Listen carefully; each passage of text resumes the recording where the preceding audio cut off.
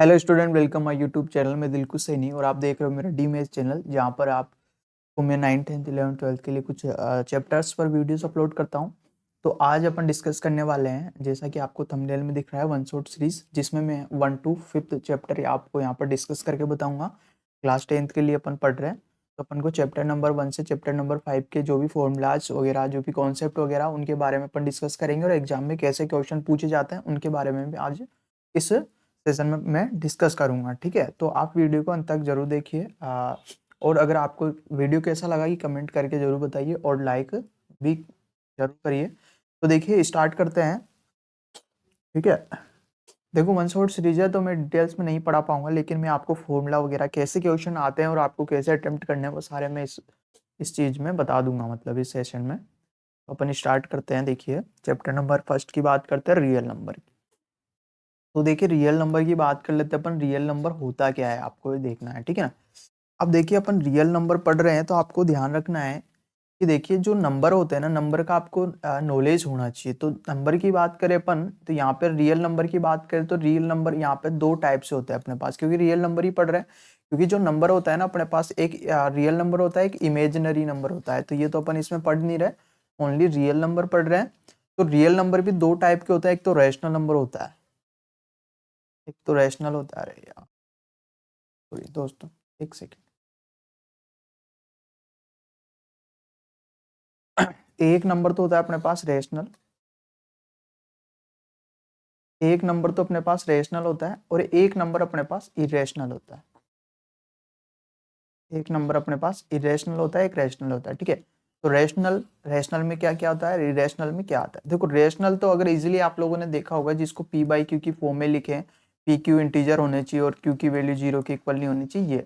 और जिसको P by Q की फॉर्म में नहीं लिखा जा सकता, वो जो होता है वो होता है अपने पास इरेशनल नंबर। सिंपली अगर अपन देखें तो इसके अंदर अपने पास नेचुरल नंबर आते हैं, नेचुरल नंबर आ जाते हैं, इसके अंदर इंटीजर आ जाते हैं, होल नंबर आ जाते हैं। ठीक है, कंपोजिट इवन नंबर सारे, इवन मतलब इसमें रियल नंबर में आते हैं। और इसमें जो आता है जैसे 0.3 0.3 1 2 3 4 5, मतलब रिपीट नहीं हो रहा, ऐसे चलता जाए ना, वो होता है इरेशनल नंबर। ठीक है, तो अपन यहाँ पे ऐसा नहीं आएगा कि रैशनल नंबर क्या है क्या नहीं है। देखो क्वेश्चन कैसे आता है वो देखते हैं। देखिए फर्स्ट दे रखा है फंडामेंटल थ्योरम की बात कर रहा है और अर्थमेटिक कि यहाँ पर जो भी दे रखा है फंडामेंटल थ्योरम से क्या होता है, मतलब कि अपने पास जो भी नंबर होता है ना उसको प्राइम फैक्टर करना होता है। क्या करना होता है, प्राइम फैक्टर। देखो प्रोडक्ट ऑफ प्राइम नंबर्स में जो भी एक्सप्रेस करते हैं ना अपन, अगर कोई से भी नंबर को अगर अपन प्राइम नंबर के प्रोडक्ट में एक्सप्रेस करते हैं तो ये फंडामेंटल थ्योरम के अकॉर्डिंग होता है। And factorize is unique apart from the order in which a part of factor हो क्यों। मतलब देखिए कैसे आपको मैं यहाँ पे समझाने की कोशिश करता हूँ। जैसे मान लीजिए 42 है, अब इसके अपन क्या करेंगे, प्रोडक्ट के रूप में लिखेंगे। तो पहले क्या करते हैं, ऐसे अपन इसके प्राइम फैक्टर करते हैं, ऐसे अपन ने सीखा है। देखो 2 से डिवाइड हो रहा है ये, तो 2 टाइम होगा 1 टाइम, फिर 3 से डिवाइड होगा ये 7 टाइम हो गया, 7 से होगा ये 1 टाइम। तो अब जो ये आया ना, ये है प्राइम नंबर, ये भी प्राइम नंबर, ये भी प्राइम नंबर, ये भी प्राइम नंबर। तो इन सबको अगर अपन प्रोडक्ट में लिख रहे हैं तो ये जो अपने ऐसा लिखा है ना, ये फंडामेंटल थ्योरम है। इस टाइप से मतलब जो भी अपन प्रोडक्ट में लिख रहे हैं इसको बोलते हैं फंडामेंटल थ्योरम। ठीक है, तो ये फंडामेंटल थ्योरम के अकॉर्डिंग अपन फैक्टराइज करके एचसीएफ और एलसीएम निकालने के लिए यहाँ पर काम आता है। तो मैं बता देता हूँ कि एचसीएफ और एलसीएम क्या होता है। जैसे मान लीजिए यहाँ पे अपन इसी को समझने की कोशिश करते हैं। तो जब भी एलसीएम और एचसीएफ की बात करेंगे तो एचसीएफ और एलसीएम हमेशा दो नंबरों का निकलेगा, एक एक नंबर का कभी भी नहीं निकलेगा। मान लीजिए एक नंबर अपन यहाँ पे ले लेते हैं, एक नंबर अपन 49 ले लेते हैं। ठीक है, और इसका भी अपन प्राइम फैक्टर कर देते हैं। देखो 7 से डिवाइड होगा 7 टाइम, 7 से डिवाइड होगा 1 टाइम। अब इसके प्रोडक्ट देखो 42 को तो अपन लिख सकते हैं कौन से, 2 मल्टीप्लाई 3 मल्टीप्लाई 7 में। और ऐसे ही जो 49 है उसको अपन लिख सकते हैं यहाँ पर 7 कितनी बार आ रहे हैं, 2 बार आ रहे हैं, तो अपन स्क्वायर लगाते हैं मल्टीप्लाई 1 और यहाँ पे मल्टीप्लाई 1। अब देखो दो चीजें निकालनी है अपन को, एचसीएफ निकालना है एक तो, और एक एलसीएम निकालना है। एचसीएफ का मतलब हाईएस्ट कॉमन फैक्टर होता है, एलसीएम का मतलब होता है लीस्ट कॉमन मल्टीपल होता है। देखिए सब बिल्कुल इजी है, आपको ध्यान से देखना है कैसे निकालेंगे। देखो क्या करना है, देखो पहले अपन एचसीएफ की बात करते हैं। क्या करना है, जो कॉमन आ रहा है ना उनको लिखना है, पावर वावर नहीं देखना, पहले वो नंबर देखो जो कॉमन आ रहा है। देखो 2 यहाँ आ रहा है बट इसमें नहीं आ रहा, नहीं लिखेंगे। 3 यहाँ आ रहा है इसमें नहीं आ रहा, नहीं लिखेंगे। 7 यहाँ आ रहा है और यहाँ भी आ रहा है, मतलब 7 लिखना है। 1 यहाँ आ रहा है, यहाँ भी आ रहा है, लिखना है। अब 7 की पावर क्या आएगी वो देखते हैं। तो HCF में हमेशा जो भी अपन कॉमन ले रहे हैं तो उसमें जो कम पावर है ना वो लिखते हैं, वो नंबर लिखते हैं। देखो यहाँ पर 7 की पावर 1 है और यहाँ पर 2 है, तो यहाँ पर कितनी आ जाएगी, 1 आ जाएगी। HCF में कम लिखी जाती है और 1 तो ऐसे से रहेगा, तो इसका HCF हो गया 7। एलसीएम की बात करें तो एलसीएम में देखो जो कॉमन आ रहा है ना उसको लिख लो पहले। तो अभी कॉमन अपन ने निकाला, ये दोनों कॉमन आए थे, बाकी क्या क्या बचा, एक तो 2 बच गया, इसको लिखो, और एक कौन बच गया, ये 3 बच गया, इन सबको लिख लिया।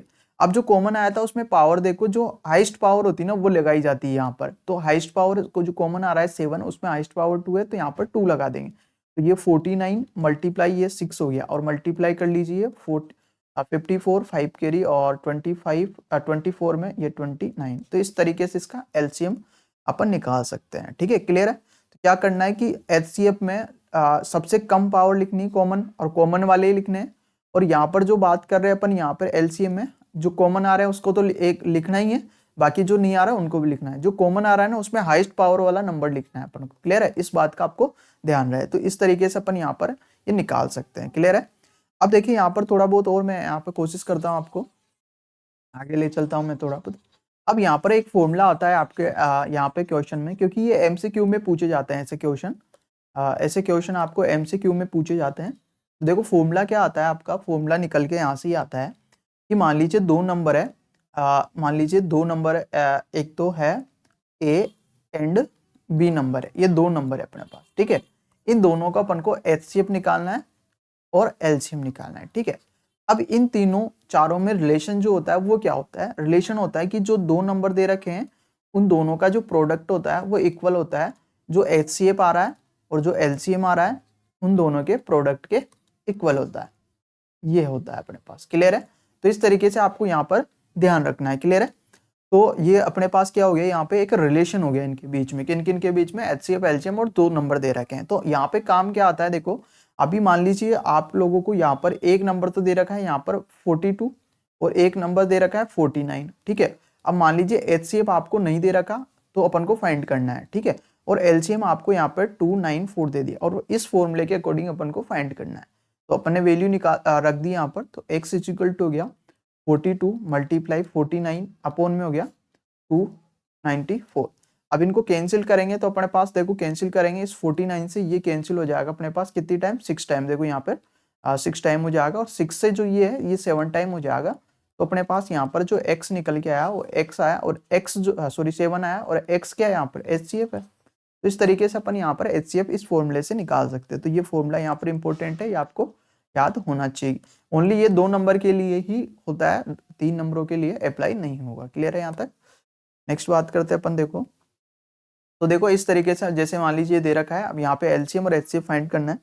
अब फैक्टराइजेशन मेथड से, जो मैंने प्राइम फैक्टर करके बताया ना इस मेथड से, तो कर लेते। देखो 6 के प्राइम फैक्टर कर लीजिए, यहाँ से 2 से डिवाइड करेंगे 3 टाइम, 3 से करेंगे 1 टाइम।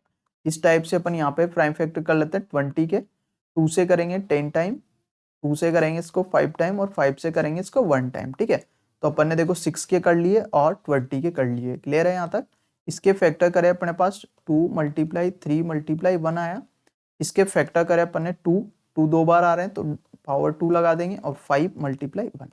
अब दोस्तों एचसीएफ निकालना है। एचसीएफ मैंने अभी बताया क्या होता है, और एलसीएम बताया मैंने क्या होता है। एचसीएफ जो कॉमन आ रहा है उसको लिखना है। यहाँ 2 आ रहा है, इसमें भी आ रहा है, तो 2 लिखो, मल्टीप्लाई, देखो इधर 3 आ रहा है, इधर नहीं आ रहा, इधर 1 आ रहा है, इधर आ रहा है। ठीक है, अब इसमें 5 आ रहा है तो उसमें 5 नहीं आ रहा। ठीक है, अब क्या होता है, एचसीएफ में जो कॉमन आ रहा है उसकी कम पावर वाला लिखना होता है। देखो पावर 2 है, यहाँ पर 1 है, तो पावर 1 लिखी जाएगी। क्लियर है। तो इसका तो एचसीएफ 2 आ गया दोस्तों। ऐसे एलसीएम अपन निकाल सकते हैं। एलसीएम निकालेंगे, देखो जो कॉमन आ रहा है, कॉमन ये आ रहा था अपने पास, जो बचा कौन, एक तो 3 बच रहा है, एक तो 3 बच रहा है, और एक अपने पास इसमें 5 बच रहा है। जो कॉमन आ रहा है ना उसी को लिखा जाता है, ये पता है ना आपको। जो कॉमन आ रहा है उसी को लिखा जाता है। अब देखो यहाँ पर देखते हैं अपन, जो कॉमन आ रहा है उसमें एलसीएम में हाईएस्ट पावर लिखी जाती है। तो जो 2 कॉमन आ रहा है इसकी हाईएस्ट पावर यहाँ पर कितनी दोस्तों, देखो 2 है ना, तो यहाँ पर हाईएस्ट पावर 2 लिखेंगे। तो 2 की पावर 2 हो गया 4, और यहाँ 3 5 जा 15, और 15 4 जा 60। इस टाइप से इसका आ गया अपने पास 60, और एचसीएफ हो गया इसका ये। और आप अगर वेरीफाई करना है तो हमें पता है दोनों का प्रोडक्ट करके is equal to HCF multiply LCM अपन को करना होता है। कर लीजिए, देखो प्रोडक्ट करके देखो, देखिए प्रोडक्ट क्या आ रहा है दोनों नंबरों का, एक तो 6 है और एक 20 है, तो इनका प्रोडक्ट करो 120 आ रहा है, और एक करो HCF मल्टीप्लाई LCM, क्या बराबर आते हैं क्या, करके देख लीजिए ना, देखो कर लीजिए। तो यहाँ पर देखो HCF अब आया अपने पास कितना 2 और LCM आया 60, देखो मल्टीप्लाई करो कितना है 120, यहाँ पे भी कितना आ रहा है 120। इसका मतलब इस फॉर्मूले से अपन आंसर को वेरीफाई कर सकते हैं कि अपना आंसर सही है या गलत है। क्लियर है, यहाँ तक समझ में आ रहा है दोस्तों? लाइक जरूर करिए। अब इस तरीके से इसका भी अपन इजीली निकाल सकते हैं प्राइम फैक्टराइजेशन मेथड से। तो मैं चाहूंगा इसको आप वीडियो को पॉज करके इसको आप करने की कोशिश करें और कमेंट बॉक्स में इसका आंसर जरूर लिखें कि इसका LCM और HCF क्या आएगा। क्लियर है, नेक्स्ट बात करते हैं अपन यहाँ पे।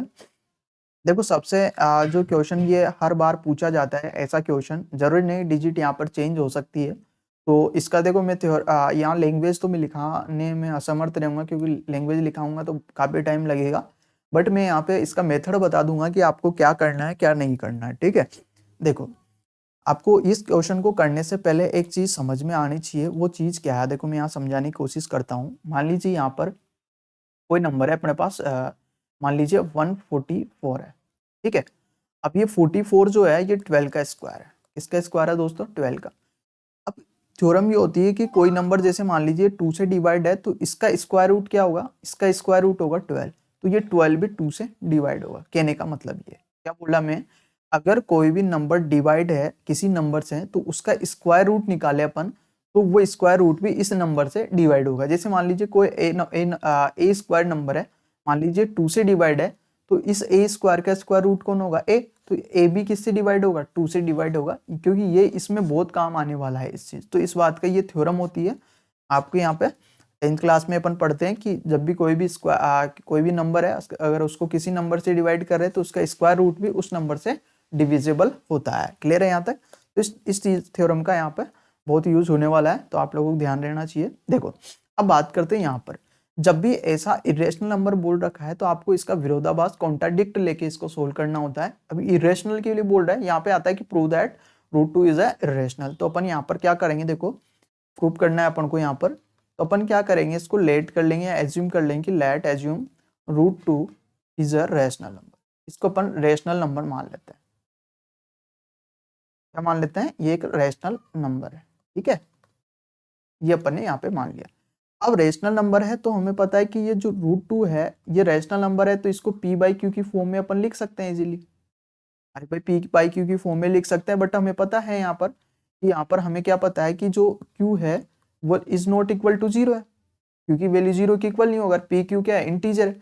और दूसरी बात, एक इंपॉर्टेंट बात ये कि p एंड जो q है ना एक को प्राइम नंबर होते हैं। ये क्या होता है अपने पास? को प्राइम नंबर। अब को प्राइम नंबर नया वर्ड आ गया सर, को प्राइम नंबर क्या होता है? देखो को प्राइम नंबर क्या होता है, ऐसे जो दो नंबर है जिनका अगर HCF निकाले अपन, ऐसे दो नंबर जिनका HCF निकाले और उनका HCF 1 आता है तो वो होता है को प्राइम नंबर। क्या होता है वो?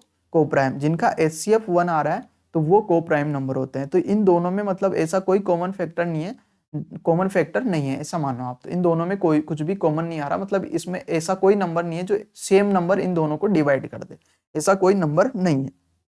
क्लियर है? तो यहाँ पर स्क्वायर करेंगे अपन बोथ साइड में, तो इधर √2 का करेंगे 2 आ जाएगा, इधर आएगा p² / q²। देखो मल्टीप्लाई करेंगे, यहाँ पे 1 लगा देते, p² को 1 से करेंगे तो p² = 2q² होगा। क्लियर है यहाँ तक? अब देखो ये p² और 2 अपॉन में आ गया इसके इक्वल टू q² हो गया। यहाँ से क्या निकल के आ रहा है? यहाँ से निकल के आ रहा है कि p² को p² में अगर 2 से डिवाइड करते हैं तो डिविजिबल हो जाता है और कौन आता है? q² आता है। क्लियर है? अभी मैंने थ्योरम बताई फिर कि जब p अगर ये p² डिवाइडेड 2 से तो इसका स्क्वायर रूट 2 जो स्क्वायर रूट p है वो भी किससे डिविजिबल होगा? 2 से। इसका मतलब अपन यहाँ कह सकते हैं कि p भी किससे डिवाइड होगा? 2 से डिवाइड होगा। अब मान लेते हैं वो c टाइम हो जाएगा। अरे कुछ भी एज्यूम कर सकते हैं ना, मान लीजिए कितनी टाइम हो गया? c टाइम हो गया अपने पास। क्लियर है? मैंने क्या बोला कि p² / 2 का मतलब ये डिवाइड हो रहा है, कितनी टाइम हो रहा है? q²। अब ये डिवाइड हो रहा है तो इस p² का स्क्वायर रूट कौन होगा? p, तो ये p भी किससे डिवाइड होगा? 2 से डिवाइड होगा, तो मैंने यहाँ लिख दिया। अब यहाँ पे इसको क्रॉस मल्टीप्लाई कर लीजिए, p = 2c आ गया। तो आप इसका स्क्वायर कर दो दोनों, तो p² = हो गया 2 का 4 और c²। इक्वेशन नंबर ये हो गई 2 और इसको इक्वेशन नंबर 1 दे दीजिए आप। ठीक है, यहाँ तक क्लियर है? इसको मैं मिटा देता हूँ। देखो बात करते हैं नेक्स्ट। देखो अब यहाँ पे अपने पास देखो from equation 1 and upon second की बात करते हैं। तो फर्स्ट और सेकंड क्या बोल रही है, देखो यहाँ पे देखो फर्स्ट में P square is equal to 2q² है और यहाँ P square is equal to 4c²। इसका मतलब ये पी स्क्वायर सेम है, इसका मतलब 2q² इज इक्वल टू क्या हो जाएगा 4c² अपने पास हो जाएगा, दोनों वैल्यू इक्वल हो जाएगी। अब 2 से ये 1 टाइम कैंसिल हो गया और ये अपने पास 2 टाइम कैंसिल हो गया। क्लियर है?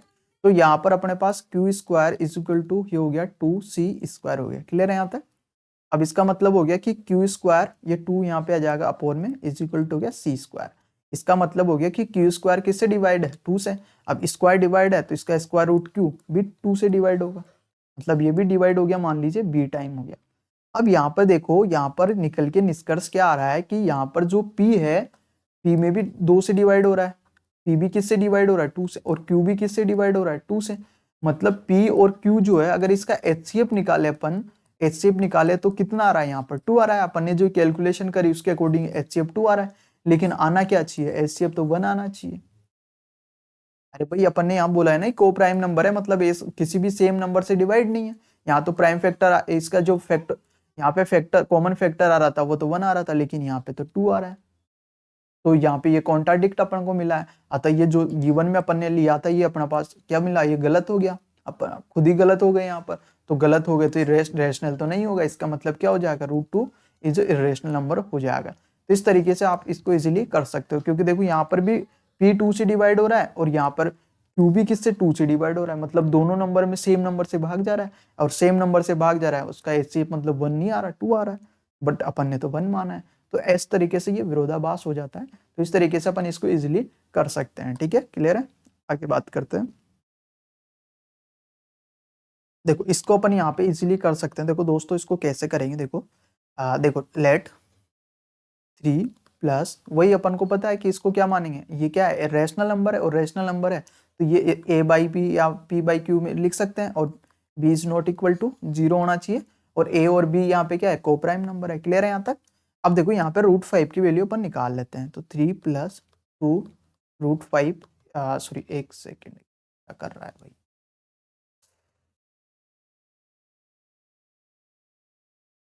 इसको देखो ये 3 को उधर भेजेंगे अपन, यहाँ पे 3 को उधर भेजेंगे तो यहाँ पे 2√5 रह जाएगा, तो a/b, और ये माइनस का 3 हो गया। क्लियर है यहाँ तक?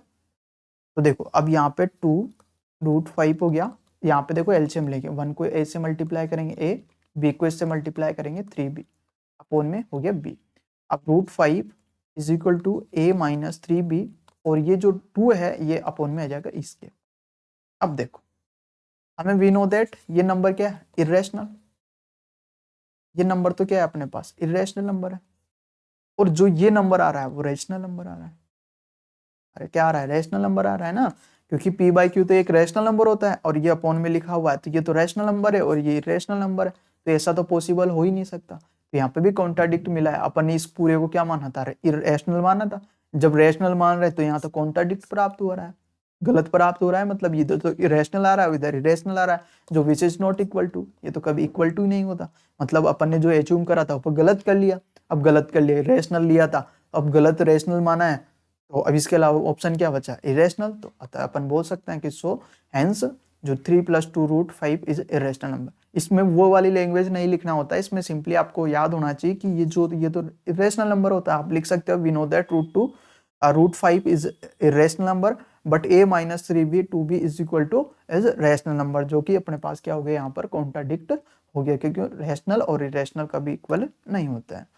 तो नेक्स्ट बात करते हैं यहाँ पर सेकंड चैप्टर की बात अपन यहाँ पर करते हैं। देखो दोस्तों सेकंड चैप्टर की बात करते हैं, तो देखो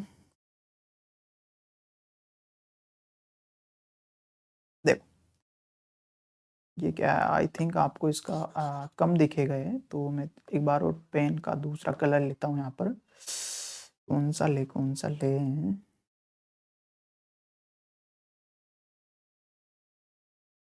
ये ले लेते हैं। देखो देखो पोलिनोमियल, इसके पोलिनोमियल चैप्टर क्योंकि मेंस क्योंकि हर का मीन पढ़ रहे हैं तो इसका भी पढ़ लेते हैं कि पोलिनोमियल का मतलब क्या होता है। देखो इसका संधि विच्छेद करते हैं, पोली और प्लस नोमिल। पोली प्लस नोमिल अपन ने दो पार्ट। इसका मतलब होता है टर्म। इसका मतलब अगर और इसका ये करें तो इसका मतलब होता है टर्म, और इसका मतलब सॉरी, अरे क्या बता रहा हूँ यार, थोड़ा गलत बता दिया, सॉरी। देखो पोली प्लस नोमिल, ये लिखा मैंने। पोली का मतलब होता है मेनी, मेनी बहुत सारे, और नोमिल का मतलब होता है टर्म। इसका मतलब होता है टर्म और इसका मतलब होता है मेनी। मतलब ऐसी कोई एल्जेब्रिक एल्जेब्रिक स्ट्रक्चर जिसमें बहुत सारी टर्म हो, वो होता है पोलिनोमियल। ये तो हो गया इसके नाम के अकॉर्डिंग डेफिनेशन। पोलिनोमियल का क्या हो गया कि जिसमें बहुत सारे टर्म हो, वो ऐसा एल्जेब्रिक स्ट्रक्चर जिसमें बहुत सारे टर्म हो, वो होता है पोलिनोमियल। बट इसका जो फैक्ट डेफिनेशन वो होता है कि जो इसके अंदर जो वेरिएबल आते हैं ना, वेरिएबल वेरिएबल की जो पावर होती है ना, वो पावर हमेशा क्या होनी चाहिए अपने पास, होल नंबर होना चाहिए, तभी वो अपने पास यहाँ पर पोलिनोमियल होगा। फॉर एग्जांपल जैसे A X square plus B X plus C, जहाँ पर एक्स वेरिएबल, देखो इसकी पावर 2 है, इसकी पावर 1 है, तो 2 और 1 अपने पास होल नंबर है। बट ऐसा आ जाए जैसे A upon X square plus B और ये प्लस सी हो गया, ठीक है, और ये एक्स हो गया। अब देखो यहाँ पर ए एक्स ऊपर जाएगा माइनस का, plus B X plus C. अब देखो जो -2 है ना, ये which is not whole number, ये क्या नहीं है, होल नंबर नहीं है, अतः ये अपने पास पोलिनोमियल नहीं होगा। तो ऑथेंटिक जो होता है कि वेरिएबल जो होता है ना, उसकी पावर क्या होनी चाहिए, होल नंबर होना चाहिए, तो वो अपने पास पोलिनोमियल होगा। ये तो था चैप्टर में जो नाम दे रखा है उसका मीन, ठीक है। अब बात करते हैं चैप्टर के अंदर क्या क्या अपन यहाँ पर पढ़ने वाले हैं। देखो आपको पोलिनोमियल का थोड़ा बहुत नॉलेज होना चाहिए। लीनियर पोलिनोमियल मतलब जिसमें ओनली कितनी टर्म होनी चाहिए, वन टर्म, सॉरी एक टर्म बहुत सारी हो सकती है, बट यहाँ पर जब भी ये बात कर रहे हैं लीनियर का मतलब होता है उसमें जो पावर होना है, पावर पावर या आप पावर मत बोलो या डिग्री बोल लीजिए, यहाँ पे जो डिग्री होती है ना, अगर डिग्री 1 है तो अपने पास लीनियर पोलिनोमियल होगा। अगर यहाँ पर डिग्री की बात करें, यहाँ पर अगर यहाँ पर डिग्री 2 हो तो क्वाड्रेटिक होती है, और यहाँ पर डिग्री अगर अपने पास 3 होती है तो ये अपने पास क्यूबिक होगी। अगर इसका एग्जाम्पल ले तो ए एक्स प्लस बी हो सकता है, इसका हो गया 3x square plus 4x plus 1 हो सकता है, इसका लें तो x cube plus 2x square plus x plus 1, इस तरीके से अपन ले सकते हैं। मतलब हाईएस्ट पावर यहाँ पर कितनी होनी चाहिए, इसमें 2 होनी चाहिए, इसमें 1 इसमें 3 होनी चाहिए, इसमें 1 होनी चाहिए, ऐसा नहीं, लेकिन हाईएस्ट पावर इससे ज्यादा भी नहीं होनी चाहिए। डिग्री का मतलब होता है highest common, sorry highest power होती है। क्लियर है, तो ये इजी था, ये तो आपने 9th क्लास में पढ़ा है वैसे भी। देखो इसके लिए मैं थोड़ा बहुत आपको अलग समझाने की कोशिश करता हूँ यहाँ पर।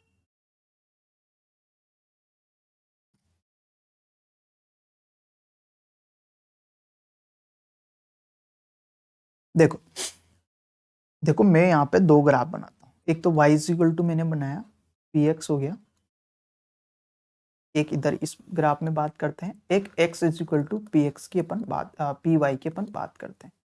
देख ठीक है, इसमें ग्राफ बना लिया अपन ने ये वाला, ठीक है, ये अपन ने ग्राफ बना लिया। देखो इसको ध्यान से समझना क्योंकि ये बहुत इंपॉर्टेंट चीज बताने वाला हूँ मैं। अधिकतर बहुत कम लोग इसको बता देते हैं, क्योंकि जो आपके 2.1 है ना, उसको ऐसे ऐसे छुड़ा देते हैं, उसको समझाते नहीं है, या ठीक है ना, क्योंकि उसमें से क्वेश्चन आने लग गए, अभी क्वेश्चन आते हैं उसमें सीबीएसई में, ठीक है, आरबीएसई में तो फिर भी नहीं आते, लेकिन आरबीएसई में आने लग गए क्योंकि वहाँ पे भी एमसीक्यू पूछे जाते थे, एमसीक्यू में ऐसे क्वेश्चन बन सकते हैं। क्लियर है, अब देखो, अब बात करते हैं यहाँ पर अपन, इसमें वेव बना देते हैं अपन यहाँ पर, इसमें y इज इक्वल टू ये बना रखा है, तो मैं यहाँ पर वेव बना रहा हूँ ये, और जब ऐसी बात करें तो ये वेव मैंने यहाँ पर बना दी, ठीक है। अब देखो ये होती है एक्स एक्सिस, इसको बोलते हैं एक्स एक्सिस, और इसे बोलते हैं वाई एक्सिस। क्लियर है यहाँ तक, इस पर जो y इज इक्वल टू 0 होता है ये पूरी एक्सिस पे, और इसी टाइप से यहाँ पर x इज इक्वल टू 0 होता है y एक्सिस पे। क्लियर है यहाँ तक, बात करते हैं इधर, ये y एक्सिस है, क्लियर, ये x एक्सिस है, और हमें पता है x एक्सिस पे y इज इक्वल टू क्या होता है 0, और यहाँ पर x इज इक्वल टू 0। देखो बहुत ध्यान से समझने की चीज है। अब देखो यहाँ पर जो y इज इक्वल टू मैंने पी एक्स दे रखा है, इसका मतलब है यहाँ पे जीरोज निकालेंगे और इसको मान लीजिए मैंने यहाँ पे कोई दे दिया एक्स स्क्वायर प्लस 2x+1। अब इसके जीरोज निकालेंगे तो इसको जीरो के इक्वल करेंगे, इसका मतलब ले दे के y के आगे यहाँ पर जीरो। ठीक है, यहाँ मतलब इसका मतलब जीरोज कब आएगा, जब y जीरो होगा। इस इक्वेशन के जीरोज कब आएंगे, जब अपने पास y जीरो होता है। देखो इस ग्राफ की इक्वेशन नहीं है, पहले ही बता दूं मैं, ये जो इक्वेशन है इस ग्राफ की नहीं है, मैं समझाने की कोशिश कर रहा हूँ कि y जीरो होता है ना तब जीरोज आता है अपने पास। यहाँ पे जीरोज का कॉन्सेप्ट बताने वाला हूँ कि नंबर ऑफ जीरोज कैसे निकालना है ग्राफ में देख के। अपने पास ग्राफ दे रखा है y is equal to P X दे रखा है, ठीक है ना।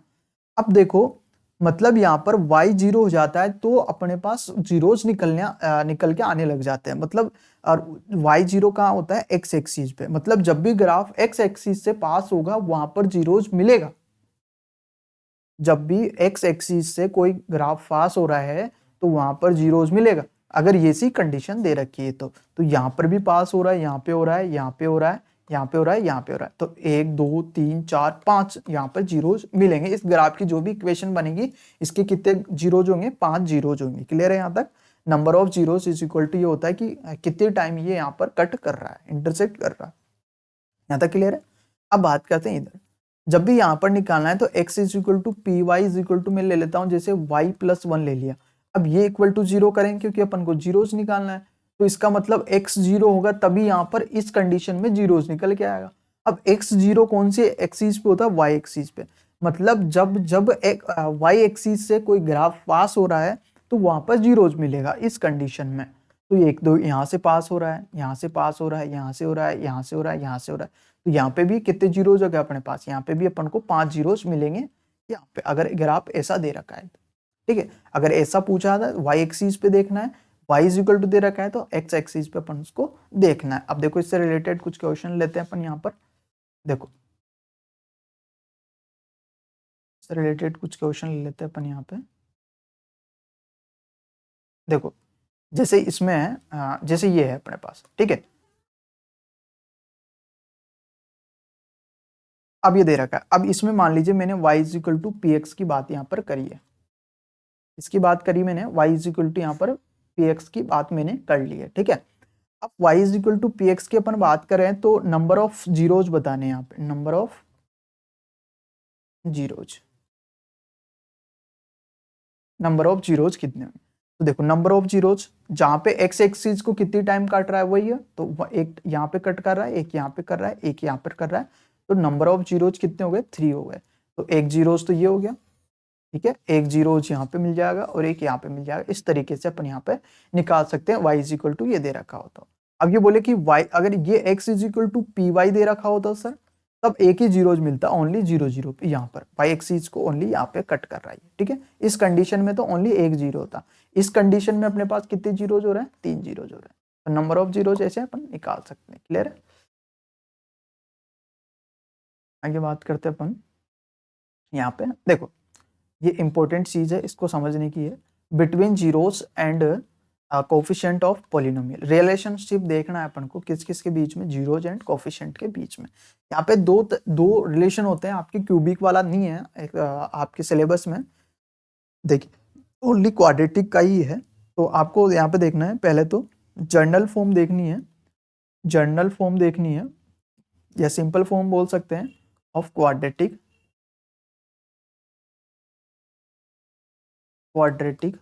पॉलिनोमियल।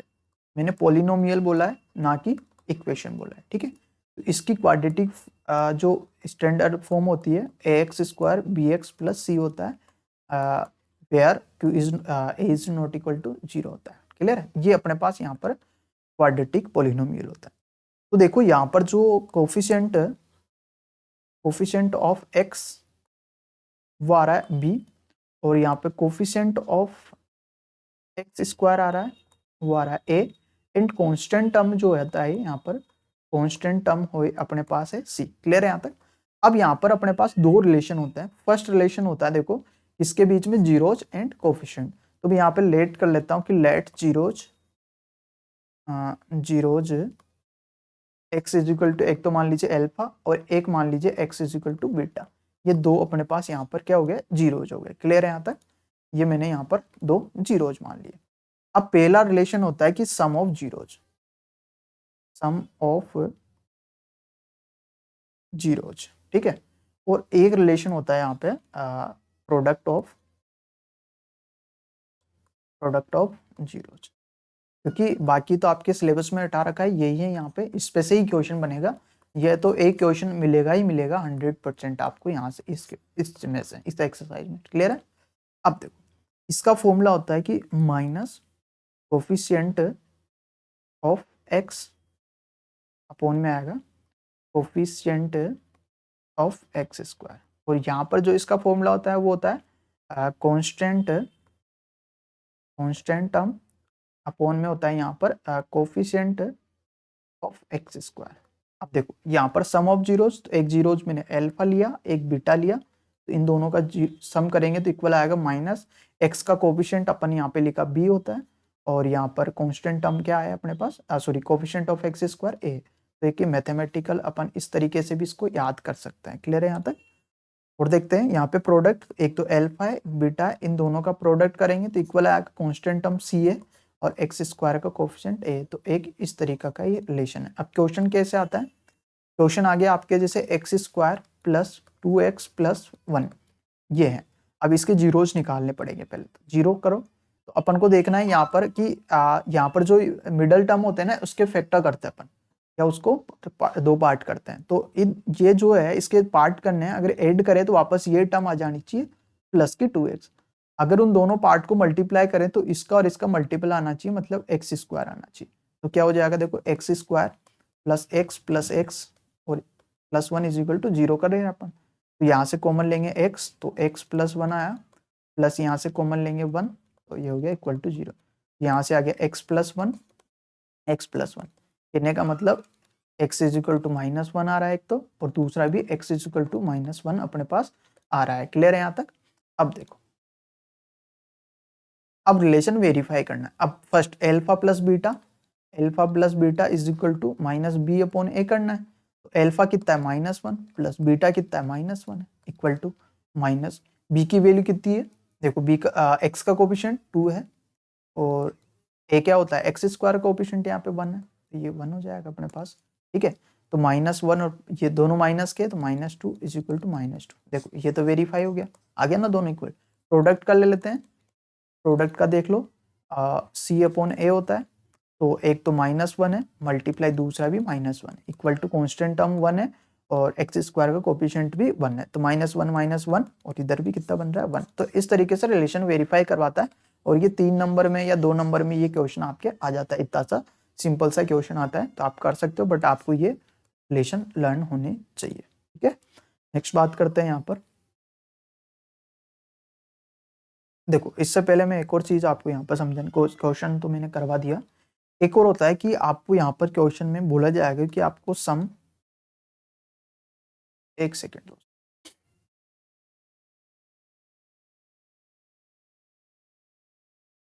देखो यहाँ पर बोला जाता है कि आपको देखो सम ऑफ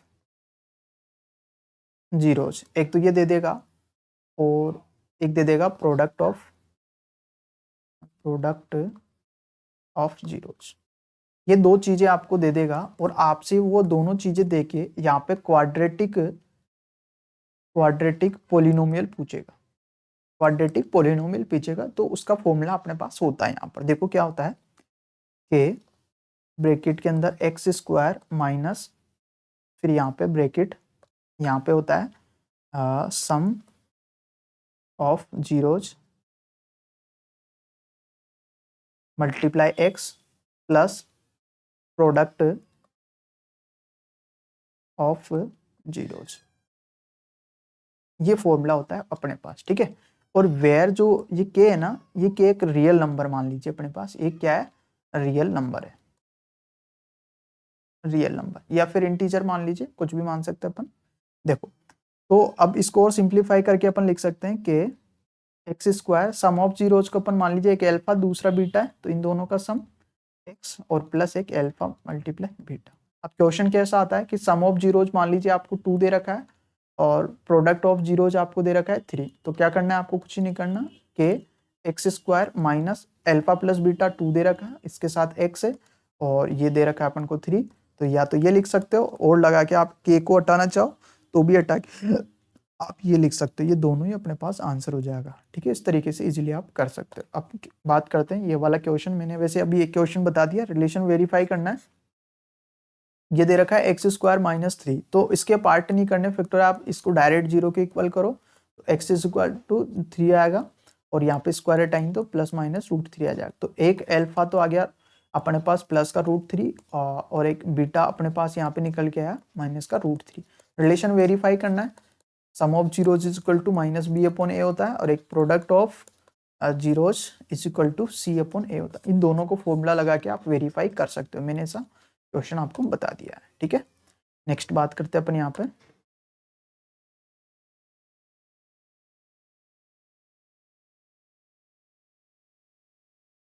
देखो ये ऐसा क्वेश्चन मैंने बता ही दिया अभी कि यहाँ पे देखो सम ऑफ प्रोडक्ट हुज जीरोज, कहाँ जा रहा है तू भाई।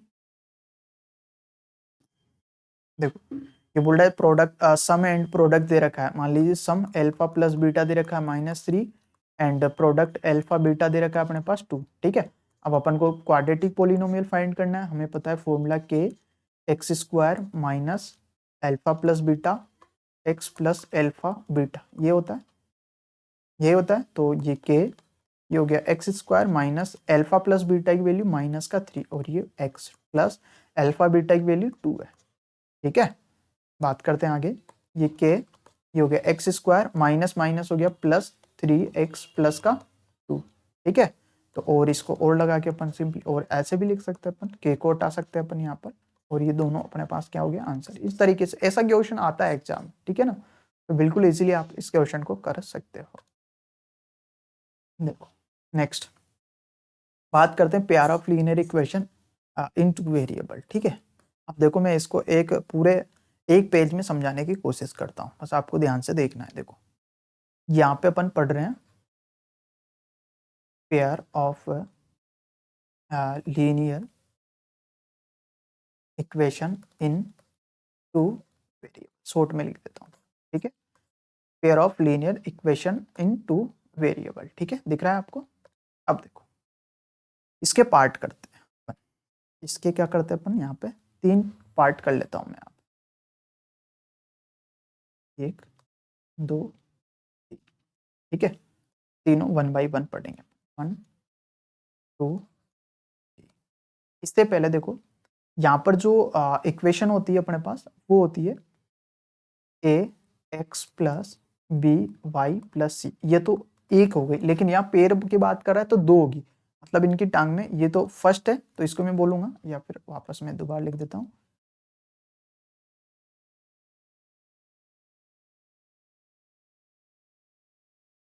इसको मैं लिख देता हूँ वापस यहाँ पर। First a1x plus b1y plus c1 is equal to 0, equation number 1। ये होती है स्टैंडर्ड फॉर्म इसकी। ठीक है, एक होती है a2x plus b2y plus c2 is equal to 0, equation number 2। ये दो अपने पास यहाँ पर लीनियर इक्वेशन हो गई है। ठीक है, अब इसको समझते हैं अपन। अब देखो इनके जो कोफिशिएंट होते हैं ना, उनमें अपन को यहाँ पर रिलेशन होते हैं 3 टाइप के। कितने रिलेशन होते हैं, 3 टाइप। फर्स्ट रिलेशन होता है इनके जो कोफिशिएंट है ना, उनके रेशियो में रिलेशन होता है। देखो a1 अपॉन a2। देखो x के कोफिशिएंट के अपॉन में x का कोफिशिएंट लिखना है, b के कोफिशिएंट y के कोफिशिएंट के अपॉन में y का ही कोफिशिएंट लिखना है, कांस्टेंट टर्म को कांस्टेंट टर्म के अपॉन में लिखना है। और ये हो गया is not equal to b1 upon b2। दूसरा रिलेशन हो गया अपने पास a1 upon a2 equal to b1 upon b2 equal to c1 upon c2। और ये हो गया अपने पास यहाँ पर इसको a1 upon a2 is equal to b1 upon b2 is not equal to c1 upon c2। दिख रहा है ना आपको यहाँ पर। ठीक है, दिख रहा है। देखो हो गया यहाँ तक, क्लियर है। अब देखो जब भी ऐसा आता है इसका मतलब होता है वन सॉल्यूशन। वन सॉल्यूशन मतलब यूनिक सॉल्यूशन, यूनिक सॉल्यूशन। ठीक है, जब भी ऐसा आता है इसका मतलब होता है यूनिक सॉल्यूशन। ऐसा आता है तब होता है many infinite solution, many infinite solution. ठीक है, और ऐसा आता है तब बोलते हैं नो सॉल्यूशन, नो सॉल्यूशन। अगर a1 अपॉन a2 और b1 upon b2 not equal to आ रहे हैं तो या तो यूनिक सॉल्यूशन होगा या फिर वन सॉल्यूशन होगा। ऐसा आता है तो मेनी इनफाइनाइट सॉल्यूशन होगा, और ऐसा रिलेशन आता है तो नो सॉल्यूशन होगा। देखो जब भी सॉल्यूशन एग्जिस्ट करता है, क्या बोला मैंने, इन दोनों केस में सॉल्यूशन एग्जिस्ट कर रहा है और इस केस में सॉल्यूशन एग्जिस्ट नहीं कर रहा है। जब भी सॉल्यूशन एग्जिस्ट करता है उसको बोलते हैं कंसिस्टेंट, उनको क्या बोलते हैं, कंसिस्टेंट, कंसिस्टेंट। ये तो हो गया कंसिस्टेंट और ये हो गया इनकंसिस्टेंट। ठीक है, क्या बोला मैंने, जब भी सॉल्यूशन एग्जिस्ट करता है वो कंसिस्टेंट होगा और सॉल्यूशन एग्जिस्ट नहीं करे वो इनकंसिस्टेंट। मतलब सॉल्यूशन वन हो चाहे एक से ज्यादा हो तो कंसिस्टेंट होगा, बट सॉल्यूशन नहीं है, नो सॉल्यूशन है, उस केस में इनकंसिस्टेंट होगा। क्लियर है यहाँ तक, उस केस में क्या होगा, इनकंसिस्टेंट होगा। क्लियर है यहाँ तक। अब देखो आगे बात करते हैं। तो ये तो आप डायरेक्ट यहाँ पे पता लगा सकते हो कि यहाँ पे इनका जो भी दे रखे हैं यहाँ पे कोएफिशिएंट, उनका रेशियो निकाल के अपन यहाँ पे इजीली इसको बता सकते हैं। अब बात करते हैं आगे। देखो अगर यूनिक सॉल्यूशन दे रखा है तो जो भी ग्राफ बनेगा अपने पास, अगर यूनिक सॉल्यूशन दे रखा है तो जो ग्राफ बनेगा ना, तो ग्राफ से इससे भी एक लीनियर इक्वेशन, एक लीनियर लाइन मिलेगी, इससे भी एक लीनियर लाइन मिलेगी। ठीक है, तो जो दोनों लीनियर लाइन मिलेगी उन दोनों में जो रिलेशन होता है, यहाँ पर जो रिलेशन होगा वो इंटरसेक्ट होगा, इंटरसेक्ट, इंटरसेक्ट, एक सेकेंड,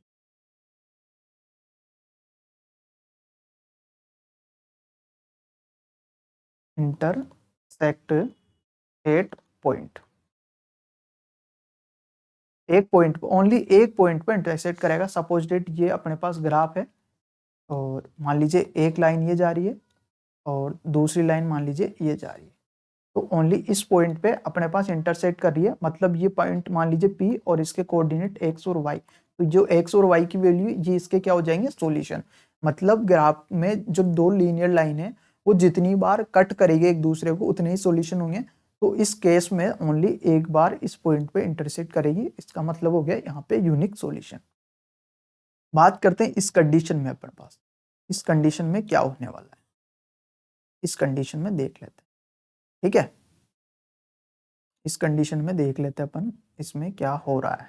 ठीक है, अब मान लो एक लाइन ये जा रही है, ठीक है, अब मान लो दूसरी लाइन भी क्या हो रही है, इसी पे जा रही है, दूसरी लाइन भी क्या हो रही है, इसी पे जा रही है। इसका मतलब इस लाइन को बोलते हैं कोइंसिडेंट, कोइंसिडेंट। ऐसी लाइन जो जाती है कोइंसिडेंट लाइन मिलेगी अपन को। कौन सी लाइन मिलेगी दोस्तों, कोइंसिडेंट। इन दो लाइन एक दूसरे के ऊपर जा रही है, देखो हर पॉइंट पर इंटरसेक्ट करती हुई जा रही है, हर पॉइंट पे इंटरसेक्ट करती हुई जा रही है।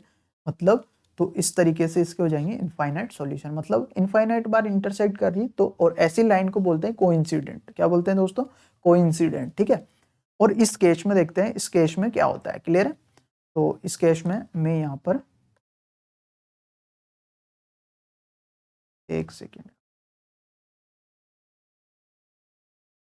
एक सेकेंड दोस्तों,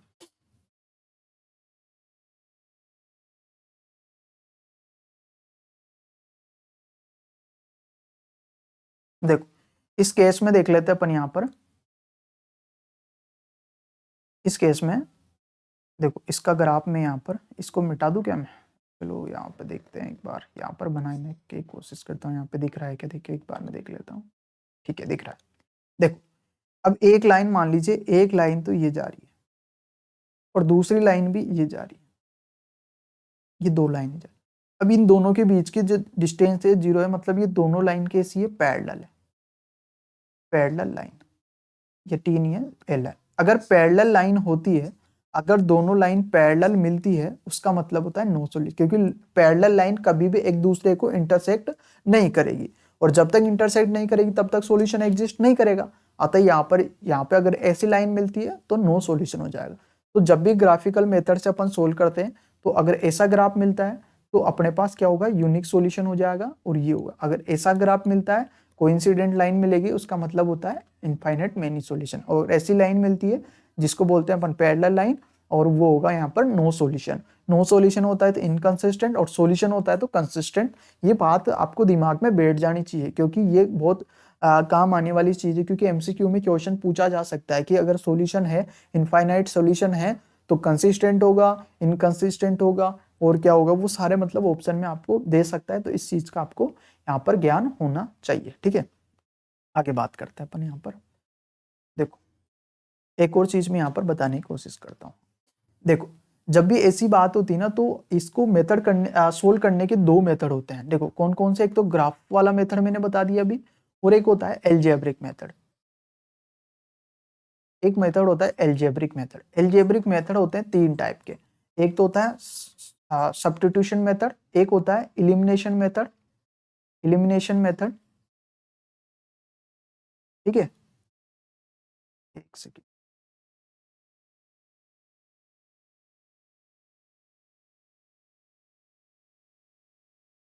इलिमिनेशन मेथड होता है, और एक होता है क्रॉस मल्टीप्लिकेशन। ये तीन मेथड होते हैं। तो अपन ओनली सब्स्टिट्यूशन मेथड और इलिमिनेशन मेथड पढ़ेंगे। क्रॉस मल्टीप्लिकेशन आपके सिलेबस में नहीं है, क्लियर है, ये कटा हुआ है। तो ये दो होते हैं, सब्स्टिट्यूशन मेथड क्या होता है, इलिमिनेशन मेथड क्या होता है। ग्राफ से मैंने बताया कैसे होता है। तो अपन बात करते हैं आगे। देखो देखो यहाँ पर बात कर लेते हैं। यहाँ पर देखो कुछ नोट लगा के मैंने लिखे थे कि the line many intersect at single point. जो भी में देखो द लाइंस में intersect in single point, only एक पॉइंट पे करती है, तो इन दिस केस जो पेयर ऑफ लीनियर इक्वेशन है उनका यूनिक सॉल्यूशन होगा और कंसिस्टेंट होगा। मैंने बोला था अगर लाइन पैरेलल आती है तो इन केस में नो सॉल्यूशन होगा, इनकंसिस्टेंट होगा।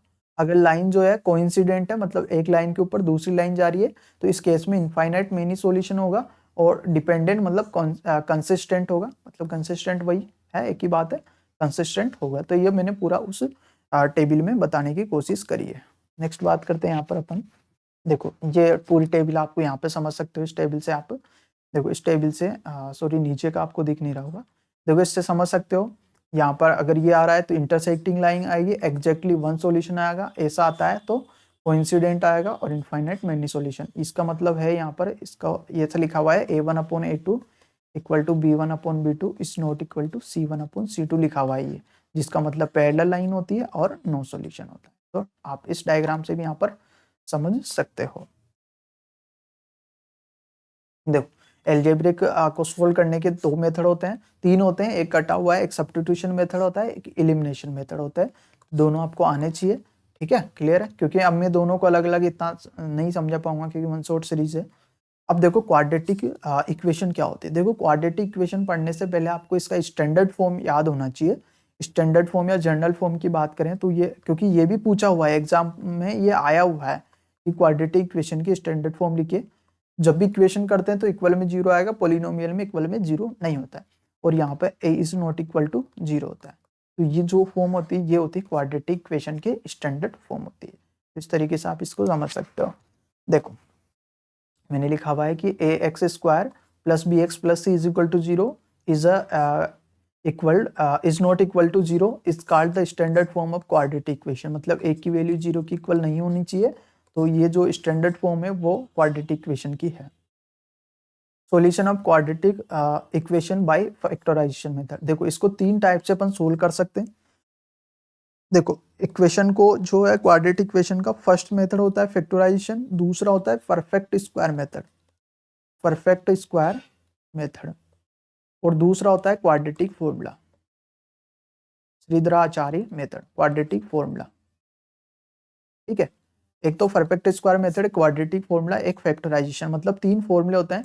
फैक्टराइजेशन मेथड आपके सिलेबस में नहीं है, आप फैक्टराइजेशन मेथड से कर सकते हो या क्वाड्रेटिक फॉर्मूले से आप इसको कर सकते हो, क्लियर है।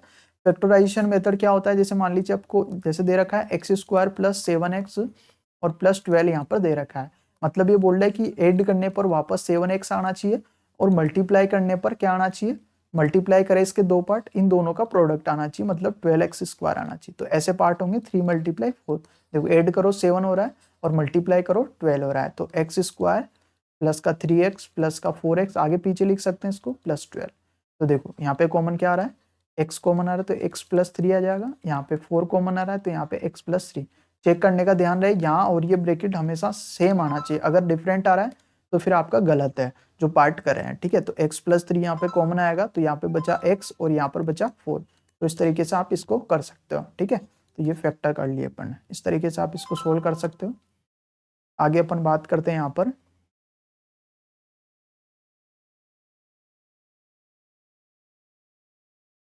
देखो ये जो b² माइनस 4ac होता है, ये डिस्क्रिमिनेंट होता है ऑफ क्वाड्रेटिक इक्वेशन। ये मतलब, और जिसको d से डिनोट करते हैं अपन, मतलब d इज इक्वल टू अपने पास होता है फॉर्मूला b² माइनस का 4ac होता है। क्लियर है, ये होता है डिस्क्रिमिनेंट का फॉर्मूला। अब नेचर ऑफ रूट्स क्या होता है कि अगर मान लीजिए अपने पास b² माइनस 4ac है, अगर ये ग्रेटर आ रहा है तो कंडीशन ये है, अगर b² माइनस 4ac अगर ये इक्वल आ रहा है, और एक होता है b² माइनस 4ac ये लेस देन आ रहा है 0 से, मतलब ये 0 से बड़ा, ये इक्वल और ये लेस देन। इस कंडीशन में जो रूट है वो अपने पास इक्वल, रियल और डिस्टिंक्ट होंगे। इस कंडीशन में रूट्स जो है रियल होंगे और कैसे होंगे, डिस्टिंक्ट, मतलब डिफरेंट डिफरेंट। और इस कंडीशन में रूट इक्वल होते हैं और कैसे होंगे, रियल होंगे। बट इसमें रूट एग्जिस्ट नहीं करेंगे, इमेजिनरी रूट्स आएंगे इस कंडीशन में, ठीक है। तो नेचर ऑफ रूट्स आपसे पूछ सकता है, तो आपके ax² plus bx plus c ये होती है क्वाड्रेटिक इक्वेशन, जिसमें ये जो b होता है वो x का कोफिशिएंट होता है, a यहाँ पर किसका कोफिशिएंट, x² का, और c यहाँ पे कांस्टेंट टर्म होती है। जैसे x² प्लस 4x प्लस 1 है, अगर इसका चेक करना चाहो तो b की वैल्यू 4 है, तो 4 का स्क्वायर माइनस 4, a की वैल्यू 1 और c की वैल्यू 1, तो 4 का स्क्वायर 16 माइनस 4, और ये हमेशा 0 से बड़ा आता है। इसका मतलब इसके जो भी रूट्स आएंगे ना वो डिस्टिंक्ट आएंगे। इस तरीके से आप यहाँ पे कर सकते हो। सबसे ज्यादा ये जो फॉर्मूले काम आते हैं, ये आते हैं आपके यहाँ पे k की वैल्यू निकालने में। सपोज डेट आपको क्वेश्चन मिल रहा है कि x² प्लस 4x प्लस 1, और आपसे पूछा जा रहा है कि रूट इक्वल है या डिस्टिंक्ट है। अब इक्वल है तो आपको ये फॉर्मूला लगा सकते हो, और डिस्टिंक्ट है तो आप अलग फॉर्मूला लगा सकते हो। मान लीजिए मैं बोलूँ कि इक्वल है, तो आप लगाओगे, आपको पता है इक्वल है, तो ये रिलेशन सेटिस्फाई करेगी, ये वाली इक्वेशन करेगी कि नहीं करेगी। अब ये सेटिस्फाई करेगी तो यहाँ पर देखो वैल्यू पुट करो, b की वैल्यू 4 है तो 4 का स्क्वायर माइनस 4, a की वैल्यू के c की वैल्यू 1 है इक्वल टू 0। इसका स्क्वायर 16 माइनस 4 ये आ गया इक्वल टू 0। तो ये हो गया माइनस 4 के, 16 उधर जाएगा तो माइनस का 16 हो गया, तो 4 के 16 प्लस का हो गया, तो k इज इक्वल टू हो गया 16/4 इज इक्वल टू 4। मतलब यहाँ पे k की वैल्यू क्या होगी, 4 होगी। k की वैल्यू 4 आती है तो इसके लिए रूट्स अपने पास कैसे हो जाएंगे, इक्वल हो जाएंगे। तो इस तरीके से आप इसको इजीली कर सकते हो यहाँ पर, ठीक है। अब लास्ट बात करते हैं अपन अर्थमेटिक प्रोग्रेशन की। देखो अर्थमेटिक प्रोग्रेशन समझने से पहले मैं यहाँ पे आपको एक पूरा स्ट्रक्चर में समझाने की कोशिश करूंगा, जैसे मैंने पेयर ऑफ लीनियर इक्वेशन को समझाया, ठीक है। देखो यहाँ पर क्या होता है कि जैसे मान लीजिए इसमें क्या होता है, सीडी होती है। जैसे मैं बताऊं आपको, यहाँ पर मैंने यहाँ पर सीडी का डायग्राम लिया है। जैसे मान लो ये है, इसको समझने की कोशिश करते हैं अपन यहाँ।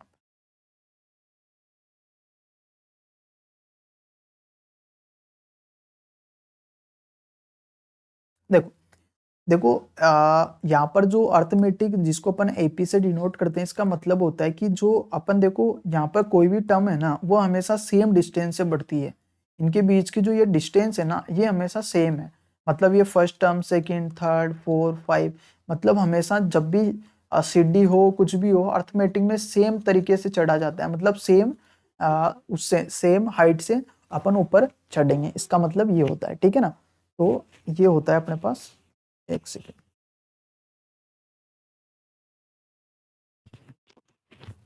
ठीक है। तो इस तरीके से अपन यहाँ पर समझ सकते हो आप इजीली। अब देखो मैं जो समझाने की कोशिश कर रहा हूँ वो क्या था। देखो मान लीजिए अपने पास टर्म होती है इसमें बहुत सारी, तो मान लीजिए फर्स्ट टर्म जिसको मैं A1 से डिनोट करता हूँ, ये A2 हो गया, A3 हो गया, A4 हो गया, और ये ऐसे चल रही है, और ये AN आ रहा है, ठीक है। इसको A को मैं लिखता हूँ फर्स्ट टर्म, इसमें मैंने एक D बढ़ाया, मतलब इसमें क्या प्लस करा, एक D प्लस करा, फिर एक बार और D प्लस करा। जब एक बार और D प्लस करूंगा मैं यहाँ पर, तो अपने पास निकल के आएगा, एक बार और D प्लस करा तो A, एक D पहले था, एक और बढ़ गया 2D हो गया, ठीक है। फिर मैंने यहाँ पर एक और D प्लस करा, तो ये हो गया A प्लस 3D। अब मैंने यहाँ पर एक और D प्लस करा, मतलब ऐसे करता गया और ऐसे चलता गया, ठीक है। अब यहाँ पे क्या आएगा, A प्लस D तो आएगा, लेकिन D को किससे N से तो मल्टीप्लाई कर नहीं सकता। अब देखो यहाँ पे समझने, देखो यहाँ पर एक आ रहा था तो डी नहीं था, यहाँ 2 आ रहे हैं तो कितने डी आ रहे हैं, एक ही डी आ रहा है, यहाँ 3 आ रहे हैं तो 2 डी आ रहे हैं, यहाँ 4 डी आ रहे हैं तो यहाँ पर 3 आ रहे हैं, मतलब यहाँ पर एन आ रहा है, तो यहाँ पर एन में से एक कम करेंगे उतने डी आएंगे अपने पास। क्लियर है? तो अब देखो यहाँ पर इस स्ट्रक्चर से अपन बहुत कुछ सीख सकते हैं। तो यहाँ पर जो ये आ रहा है ना, ये होता है अपने पास फर्स्ट टर्म, इसको बोलेंगे अपन फर्स्ट टर्म। इसको क्या बोलेंगे दोस्तों, फर्स्ट टर्म। जो ये डी निकल के आ रहा है इसको बोलते हैं अपन कॉमन डिफरेंस, कॉमन डिफरेंस। ठीक है? और जो ये ए एन है इसको बोलते हैं अपन लास्ट टर्म। क्या बोलते हैं इसको, लास्ट टर्म। मतलब ए एन का फॉर्मूला यहाँ पर ए प्लस ए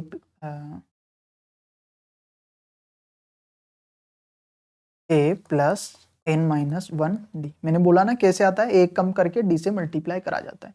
ये हो गया फर्स्ट टर्म, ये हो गया कॉमन डिफरेंस, और ये हो गया ये। अब देखो आपको पता है कॉमन डिफरेंस को डी से डिनोट कर रहे हैं, फर्स्ट टर्म को यहाँ पे ए से कर रहे हैं, ए एन यहाँ पे लास्ट टर्म। जो ये ए के टांग में जो आ रहा है ना, ये पोजीशन बताता है। ये क्या बताता है दोस्तों, पोजीशन बताता है। किसकी, इस ए की। इस ए की पोजीशन क्या है, जैसे मैं ए के अपॉन में यहाँ पे टांग में 3 लिखूं, तो जो ए है ना कितने नंबर पे है, 3 नंबर पे, मतलब इसकी पोजीशन बता रहा है। ठीक है ना, ध्यान रहे। तो इस तरीके से अपन यहाँ समझ सकते हैं इसको। और बात करते हैं अपन यहाँ पर,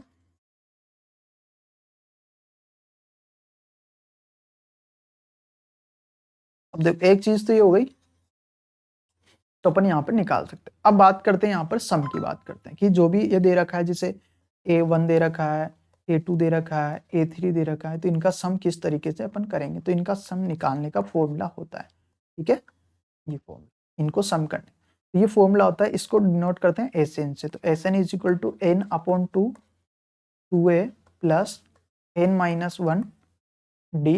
ये फॉर्मूला होता है, जिसमें देखो वेयर एसएन होता है सम ऑफ एन टर्म, जितनी भी एन टर्म है उनका सम हो गया। इसके बाद में एन नंबर ऑफ टर्म हो गया, नंबर ऑफ टर्म हो गया। एक आपको पता ही है, ए फर्स्ट टर्म होती है,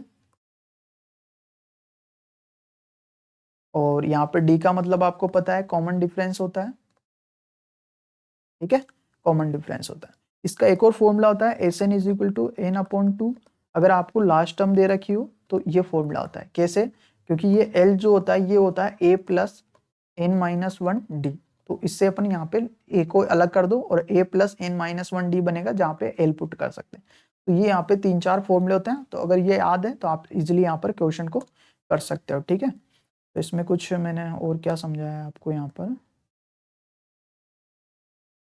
दे रखा था इस पे, देखो ये फॉर्मूला यहाँ पर दे रखा है, nth term of AP, first term and common difference D होता है गिवन बाय। अगर गिवन दे रखा है तो ये होता है an, nth टर्म होता है जिसका फॉर्मूला ये होता है, और the sum of first n term AP, तो एक तो ये होता है और एक फॉर्मूला ये होता है। तो इस तरीके से आप यहाँ पर कर सकते हो। क्लियर है यहाँ तक?